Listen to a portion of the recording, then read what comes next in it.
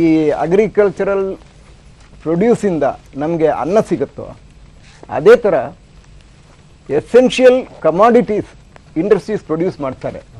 ಅವ್ರನ್ನ ನಾವು ಎಂಕರೇಜ್ ಮಾಡಿಲ್ಲ ಅಂದರೆ ನಮಗೆ ಮುಂದೆ ನಾವು ಇಂಡಸ್ಟ್ರಿಯಲ್ ಡೆವಲಪ್ಮೆಂಟ್ ಆಗಲ್ಲ, ನಮ್ಮ ಕರ್ನಾಟಕದಲ್ಲಿ ಅಭಿವೃದ್ಧಿ ಆಗಲ್ಲ ಅಂತ.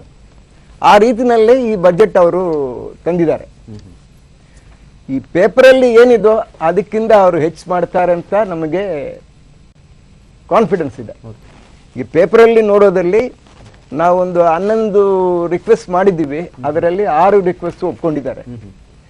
ಪ್ರಾಧಾನ್ಯವಾಗಿ ಒಂದು ರಿಕ್ವೆಸ್ಟ್ ಏನಂತಾರೆ, ತಾವು ಈ ಅನ್ರಿಜಿಸ್ಟರ್ಡ್ ಡೀಲರ್ನ ರಿಜಿಸ್ಟರ್ಡ್ ಡೀಲರ್ಸ್ ಮಾಡಿ, ಯಾರು ತೆರಿಗೆ ಕೊಡಲ್ಲವೋ ಅವರು ತೆರಿಗೆ ಕೊಡಂಗೆ ಏನು ಯೋಜನೆ ತಗೋಬೇಕೋ ಅದು ತಗೊಳ್ಳಿ ಅಂತ.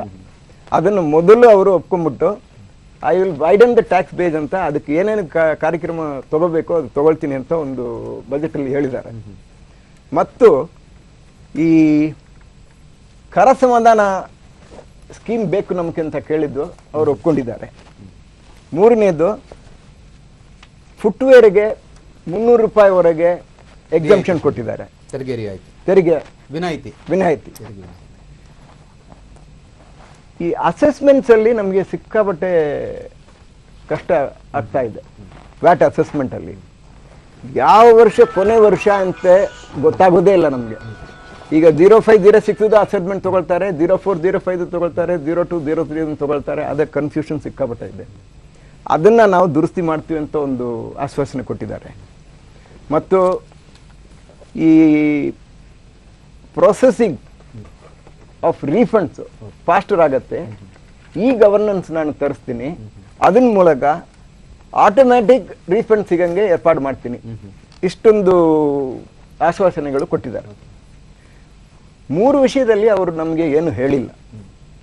ಈ ನಾವು ರಿಕ್ವೆಸ್ಟ್ ಮಾಡಿದ್ದು ತೆರಿಗೆ ನೀವು ಒಂದು ವರ್ಷ ಹಿಂದೆ 5% ಎಂಬುದು 5.5 ಆಗಿದೆ, 14 ಎಂಬುದು 14.5 ಆಗಿದೆ.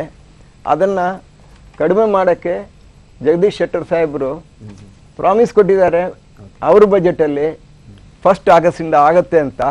ಅದನ್ನು ತಾವು ನೆರವೇರಿಸಿ ಅಂತ ರಿಕ್ವೆಸ್ಟ್ ಮಾಡಿದ್ದೀವಿ.